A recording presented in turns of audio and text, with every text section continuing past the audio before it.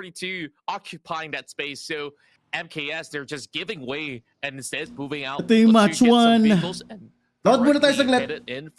Bago maglaro. Now we're taking a look at Demon Gun Pro as they're in the middle of the open field. They haven't really ilang bracket ba to? just about yet, but as you can see, Rebound Dias, they've already spotted some of the enemies across the line, so they just have to find a safe compound for themselves. Dali, ayusin ko lang yung audio. Masyadong malakas yung audio nila eh. Clue of how to navigate their way in Erangel, Yan. where Wait lang, inayos ko lang yung audio. the entire squad of Reborn Dias just parang ang dilim ng kuha. south side of George. Clashes might happen there, for example, like in school, we saw. Mic check, mic test. Okay. Gets. Okay ba yung mic ko? Pa-check naman ang mic natin. Maraming salamat. Hindi ako nakapanood. Sino nakapanood dito kanina? Huwag niyo, wala magkukwento ha. Putang ina, wala magkukwento. And they have 2 more players in farm. So Good morning guys, good morning. Nagigising ko lang. If anything happens to any of the groups, it'll be hard to back them up because you need to cross the bridge. Not only that, you need to get. Load more tayo guys, load more saglit. So Okay, Jero, kay Pau Pau. So it's quite interesting to see that the Filipino teams, at least for round number 1, this is the way Ilang that bracket they ba to? play. Of course, the advantage is this: you get way more loot if you spread out. That's true, and not only that, you get a whole lot more information of the opposing team's whereabouts. So I think that is the biggest factor when you go into a 2-2 split up in the early Kwento ko lang. game. Huwag mo kukwento. So most teams Wala they magkukwento. may actually be a little bit more passive because they're still Ayos busy ko lang, ha? looting up. So I guess it wasn't the biggest of worries, but we're also taking a look at the far Wala end of magkukwento, the ha? top, all the way up towards the eastern side. Okay, And they're Patricia, gonna have may- a whole lot of, Send ko na ba pick mo? good loot Send mo just sa for Gmail ko. themselves without needing to spread out. Send mo sa Gmail ko. Problem is this: what if they move into the middle, and that's where they will meet up with teams One by like one. M, Huwag naman one by one, B. 42, and many more to come. So, Elevate. like what we will just Para bang dilim? mentioned earlier, that 2-2 split may actually be a little bit safer because of where the circle is at. But if that circle goes into the military Wala base, magkukwento ha. I Putang ina think niya. that this is like good for them still. Game 1 guys, They game just 1. have Panoorin ko to, lang yung replay. Find ways to get into the island for those that aren't in it already. Yeah, I mean, for us as casters, as viewers, I'm sure we all love a top circle for these teams just to see how. Ganda talaga, kwento ko na ba? Hoy, huwag kayong magulo ha. Nanonood ako ng payapa dito. No, you're not gonna give us the casters because we want a kind middle. Give us like a. Let's get ready to rumble!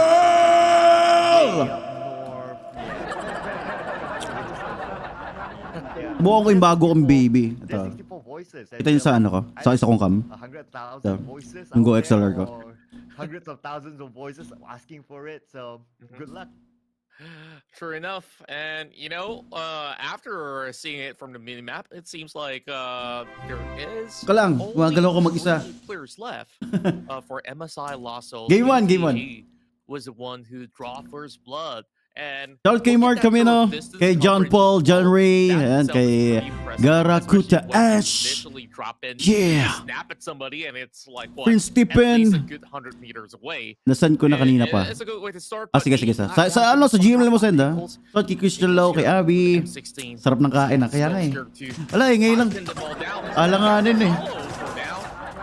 Okay, let's just 14. Like i-share naman natin yung live guys. Like i-share naman natin. Nabandonan na tayo. Note tayo. UTG International. Makakalaban yung Lost Souls ng MSI. School sa apartments. Here comes the nades coming from Pickles as well. They hope to catch him up. Bonus jack. And they knock. Iggy got down on the ground. Oh, bags. Ay, puta, patay! Patay Patay na kasi sinadama yung processor! I'm a fan of pickles when it comes to my sandwich, but this pickle, I'll be wanting loads of it. Well, I gotta say that he is leaving sour taste in the mouth of UTG International. Now, Negro's getting pinned down as well. So I got the great information. Bakit nasa apartments ng UTG ngayon? Bullets flying in the way. UTG. Sumusugod na si Dre, oh. Puta, ito na. Namatay na daw si si tas knockdown pa si Stuart eh. Dre, he's gonna go out there for a Tapos replay ba yan? Hindi, live to. Ano, lakalib ako. Visuals for now. The grenades are being traded right back. Fire dropping in one. Bakit ka lang makakita ng spaghetti na may itlog? Di ba? Tatangin lang yan. And they complete their mission. So it's gonna be, oh! Malo pa tryout nga pala sa gagawin mo, Ting. Zygot Sige ba? tries to defend Wala his pang hindi pa location, so mapagskid they Marami pang ginagawa are on a din. 2v2. It's gonna be tough to pick up one team Kasi member that's babaw. only down though, so let's Okay ba see yung mic how natin, they're guys? gonna Okay ba? manage. The good news is that they are all in the circle. Kuya Mar, paano magkabili ng jersey? Ipapost ko mamaya. After ko mag-live. As well. So as we currently take a look at UTG with only 2 members, they have to Di ko napanood fall to eh. back and only send 1 member to cover fire, but instead they've been tagged, and it's all the way. Dalawa. back Ay, may in isa pa. Rozon. It's Zap going for a split push as well. Here comes the drive. They might just actually come in for the flank as they drive. Di ba Zap yan yung team na newbie ngayon? Is this the fight we're picking here, Zap? Go, Zap wants to take advantage of this. I knew. Ang ano ko lang, masyado madilim yung ano nila, no? Yung graphics nila.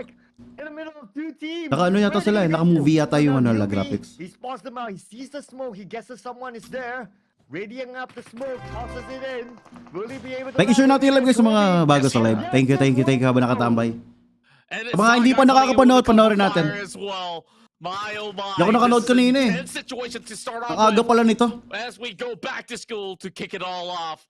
Pickles. Ito na sap na. He's just going to play a little bit more defensively as compared to the rest. Now, Newbie, he's still got a whole lot of Molotovs to throw right in the way of Shotcast ka, boss. Zero. Sige ba? Who's got Kaya mo ba? nowhere to go, nowhere to hide for the moment. And even if he turns his back, that's where Andyan po ba si Bigor? Yes, nandito yung team nila, Hive. Nandito yung team. As it stands, only Ayun yun, di ba? Ayun ba yung bracket ng Hive? Here comes Popty. Pop the grenade. And unfortunately, it blows Ay wala, mid-air. di ko alam kung saan sila nag-drop eh, baka puching pa rin yan. But second try is gonna come in as well. And here comes Raimon with the mini 14. Oh, Raimon. Now they just need to secure that Naka po, elimination. nadali pa. Puta, nadali ni Opti, 2 kill na. Finally, Opti secures that elimination. MSI, they're down to 1 team member left. Oh, ito nga, ito nga yung team nila newbie, men. Puta, inaantay ko makabaril ng MBB. Si Sasam. Honestly, I'm Sino? loving Opti this newbie si Sam. aggressive show that they Sino are isa? displaying here from all 3 of the parties involved. Malakas yung Sap, And malakas yung lineup din, the ha? biggest winner Parang in this APH situation lang. has got to Ay, be si Sasam. Zap, who's Si Newbie, di ba currently nag-APH si taking those Newbie? 2 points in. And for the Ayun lang, punishing na-knockdown men, siya ni, but ano, as I speak of Pickles. it, Pickles! What on earth? Hindi kita yung kill feed nila kasi nakaharang yung mga pangalan eh. Tignan nyo ha. Kaya hindi mo napapansin kung may nanakdown eh. Tignan nyo yung ano. Dapat medyo nilipat nila ng konti or nilagay nila sa gitna yung kill feed. Hindi kita yung kill feed eh. Nakaharang yung ano, yung mga name ng mga player. Shoutout kay GRABE Esports daw. Hello po. JV. Hindi ko pa napanood eh. Ngayon ko lang panoorin. Doing a truck ton of damage with that Uzi while Shazam just got to boost her up. Shazam. Ayun sa si Raymond! Puta APH intribute to ah! Si Migs na lang ulang ah! Parang nangati sila sa dalawang team ano? Set up the smoke, but he's revealing himself though. How did he open? And he survives. Close one there for Pickles. Now Pickles relocating Go, to the other building. MSI pa nadali. Nakakuha ka agad sila ng 2 kills, sila pa nadali. They are not done yet. Super pressure onto Zap Esports. Nayari sila ng mga Zap men. Might be blown up soon, but they have 1 team member as well. Ilang game ba to? Ilang game? Can't go anywhere. Yes, they do have a smoke bridge, but Sa isang bracket, ilang game lahat? But Pickles somehow managed to get away from school. May blacklist din yun. Wow, ganda ng lineup. Able to survive this. Hype. Importo, puta kayo inside! Ang walang awat dito man, gogo. Wala nang kainan to. Bago na po ba team ni Bigor? Hype na sila eh, hype na. Iba na team na yung UTG team nila, sila EG na yung player, sila EG. Okay pa rin naman, malakas pa rin player ng UTG. First phase of the circle, majority of teams are already. Yung mga nakapanood nito, wala magkukwento. Ina kaya. Nobody's wandering around Pachinki anymore. That man, that magkwento dyan sa comment. Talagang baban ko talaga. Babang ko talaga. Malakas eh. Okay na may lineup na kayo. Bumalik si Demigod ano? Yeah. Kain kayo tayo guys. Ano? Spaghetti na may itlog. Because you can see on the left side, Blacklist International is making that late rotation from the left into the circle. So they're going to avoid early fights as compared to what we saw Zap Esports they really love the early fight. But it's paying up for them, for Japanese sports. They have a compound that's in the circle, and school itself is a very, very good compound. It's heavily guarded by those walls, so it's going to be a good advantage if they're able to hold on to this area. Wow. Walang spoiler ha. Walang spoiler ha. Para sa amin lang tong hindi pa nakakapanood. So everyone in school needs to move out.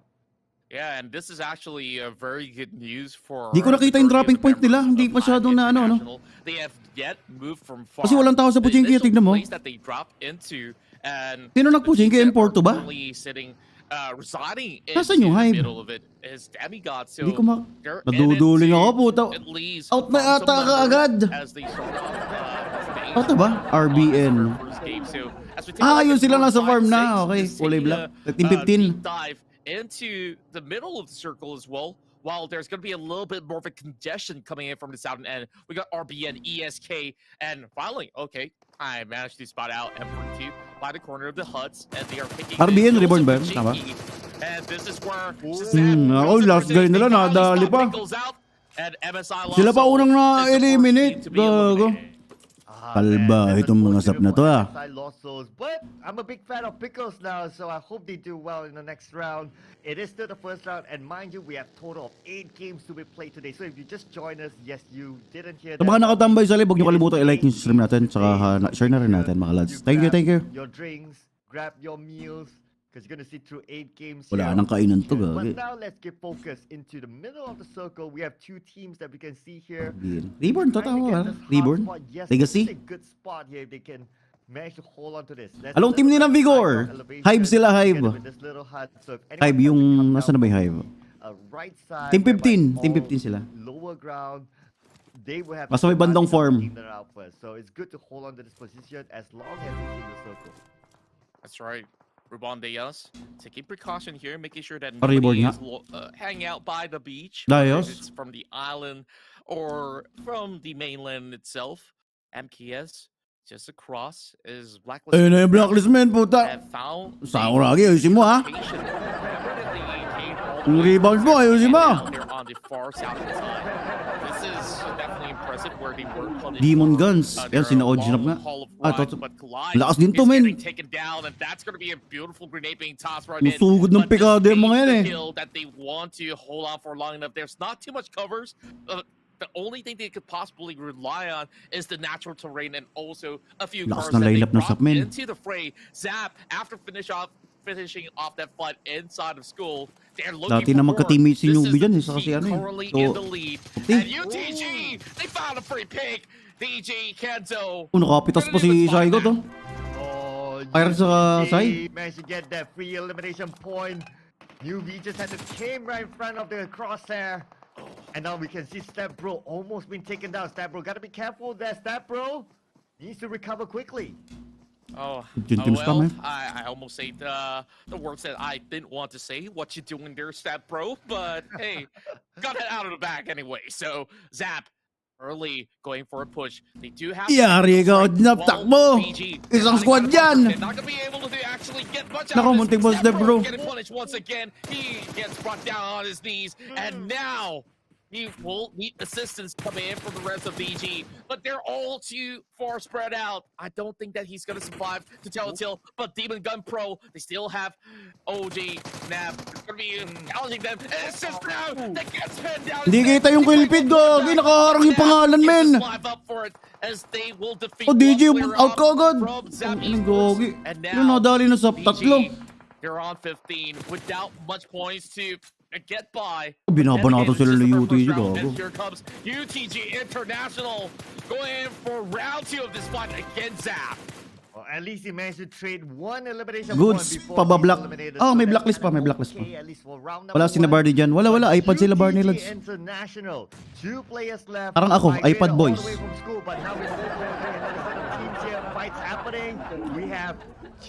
Sobrang ganda ng laban. Maganda. Okay, Dewey. Hello, we. All stuck in the same compound and infused. Anong team nila, Vigor? Ano po nila? Hive. Team 15 yata sila dito. Oh, Porto, sino katabi? Too easy. Making sure that he lobs it right through the windows, and he might. Sila ex-bro side dyan. Sino? Si Troll. Not catch Kasi, on control. si Emas. X-Pro, while Diba nasa 2-easy din si Mix from ngayon, Ivy ang National dating EPH. gets one for themselves on the opposing end. Huwag niyo kalimutan i-like yung live, guys.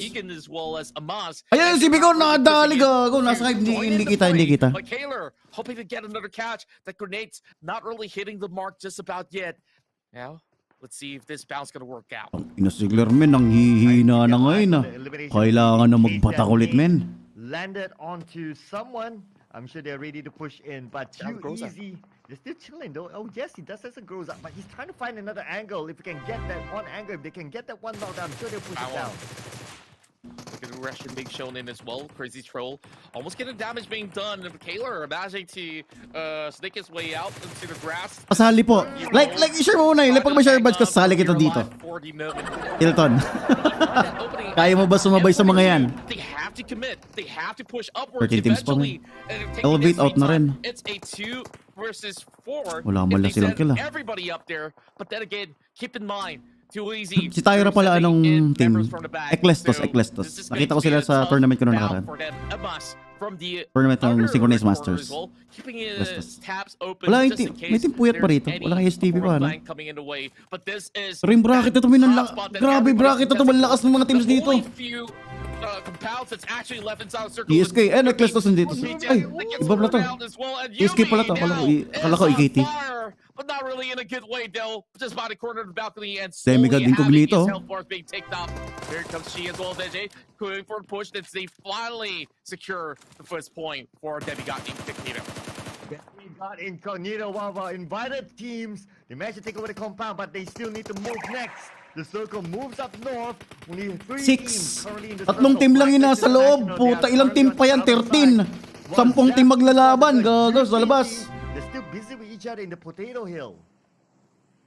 That's right. And as we take a look at the circle, it's going to bring them all the way back into the northern end. And that fight between UTG as well as Zap Esports is not over yet. So it's not a clear passage for either side of those teams all the way up north until they finish up the fight. But here comes the push. M24, they're marching right in.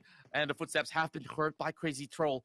When is he going to unleash that Groza is the question. But Kaylor, he's finding the wala pang kilang ayaw pang pasukin na lang. Buta nire-respect nila yung position ng 2-easy ah. Pretty hard. And the smoke. Nag-share lang ng compound oh. Nag-share ng bahay. A really tense scenario. All the laboratory gears on the hands of Crazy Troll. He's got time. He's not worried. Gonna be taking that painkiller because he expects. Ayun na, puta mukha dali pa si Pero. Another pick up by UTG. Inatuklo mode men. That number to total of 3. Oh man. So one by one, they're starting to go down. But let's see, there's enough time for this team. Going up to the potato here, we can see that KHI Esports. Proxy tosses down. Ano? Eklestos. Ano daw? The right side. Tries to eliminate his opponents, but can't really seem to spot them. But now they're playing the gatekeeping role. They're playing by the edge of the circle. Hopefully the circle still favors them, but it's going to be unlikely. Eklestos. On the northern side. Yeah, and as the circle slowly closes up, this is where they have to quickly finish off the fight. Zap Esports now being hurled with a grenade. Tyra hoping to sneak this one. Ayan, nagbarnata na yung M4 saka 2-easy, saka naman hindi nakatutok yung camera. Talaga itong mga to. Ganito rin ako sa tournament eh. Pagka pinapanood ko hindi nagbabarilan. Ayan na. Oh, ubos ang M4 men. Ubos ang M4 to gogo. Nubos sila. Hindi malang nakapatay ah. Oh, but patay ito. Sa Isilo, nag-iisa na. Grenade. Grenade mo ka ako. Ayan na. Ay, puto siya po nasunog pa yung sarili niya. Pampira naman yan. Ay, natirat takot ah. Sayang yun ah. Makakapurwisyo sana sa posisyon ng Demigod dyan oh. On the worst timing possible, and that was so unfortunate. Demigod still in the circle. Di pa na, yung AKT nasa taas, hindi pa napapakita. So it's going to be a little blacklist zone. for them. They could not afford to take. Kaso ang baba ng position ng blacklist, ang daming babaril sa kanila dyan. They have to challenge too easy, and I guess Jason. Ay, wag ka nagkukwento sa comment section niya. Puto, pagbababang ko talaga kayo. Huwag kayong spoiler oh. But now look at this, Tyra has a high ground advantage. Surely they'll be able to finish up their opponents. UTG International will be eliminated at 9th place. And now we're down to the top 18. 29 more players to go. And 20 more seconds on the clock. But look who's in here. Blacklist International. Estelin is with a full squad. That's right, 8 more teams left available, and this is where they will full send it. With only few seconds left, they are just waiting for everybody to move right isa pa napapatay ng Blacklist man, Sakuragi hiding behind Ay, yung kay Vutos, 9 kills na. his eyes closed on both sides of the hill while they play it cool, literally on their bellies. While they have a little bit of a defensive setup for the moment. And here comes Reborn going in for another one-pointer in. Daffy, next one to fall. Reborn Bayas, they try to push in, and then Bonsong's going to be able to burn them all out. Well, Jeff, hindi kita yung killfeed talaga. Tingnan nyo naman yung killfeed, Dok. Nakaarang yung mga pangalan. The smokes helping him out for the moment, but he's holding on very well. Here goes the push, the damage being done. Jeff almost got it for himself. Ano yun? 6-Zetra. 6-Zetra? In 8th spot. Parang bagong team lang yun, ano? By the corner of the wall, Cheese only got Hindi ko pa nakikita yung hype po tayo. And I guess that nawala na sa map. See this one coming. Reborn Deos is the next to fall out as we slowly approach that top 5 scenario. Ooh, and Cheese, the last man standing for Demigod Incognito, but Blacklist International, they still have a full squad. But then again, there are 2 other teams as well having a full squad, including Elevate Esports, Mikasa. Yung Blacklist, kompleto pa min, gago. 5 kills na. It's going to be a fight to the finish. Demigod with a long range shot. Hindi kasi kita yung kill feed, tingnan nyo. Already have 11 eliminations. Look at this, Kaka. Already 11. My goodness me, just take a look at those numbers. It's astounding. And this is what we're getting here in game 1. I told you this, Cloud, that we're gonna have puta, muntik pa nga sa Mogan. Hindi umabot yung sasakyan. Definitely dodge it exploding, UAZ. Ano po, mga terrorist lang, ano? Knockdown si Emas. Squeezy all the way from the PMPL yan, boss. PMPL. Kanina, hindi ko na panat. Kagigising ko na. Yari na Blacklist dito. So sinasabi ko, mababa yung position nila eh. Daing babar sa kanila dyan. Pero wala, yun na talaga yung binigay sa kanilang lugar eh. So, kitang-kita sila oh. Bagsak si Sakuragi. Puta, re-race ko lang, nadali pa. Talas na lang yata na iwan. Walang smoke sa Sakuragi, no? They can cover multiple angles. Just look Ang at that. ina si Monboy min, si skills na oh. The next circle doesn't really favor them. They need to move forward, so they need to clear Blacklist International. Pero 10 kills, KHI. Has a similar problem, but they are on the lower ground, so a little bit of Dagdagan pa yan, gago, kompleto pa. Look at this, we're now down to the top 4 teams. 30 more players alive, and the next zone will close in about 15 more seconds. Oh, here comes Bombardo. He's bringing the numbers back for KHI Esports. Do they need more? I really do wonder. They don't need to, but they definitely wanted to score that high flying points and set the pace to be that #1 team of the Philippines. Now, MKZ dropping in some nades on foray. One day, isang araw lang ba to? Scotty, he doesn't really have one day lang ba yung per bracket o dalawang araw? Upload mo ba sa USOYT? Try natin i-upload mamaya.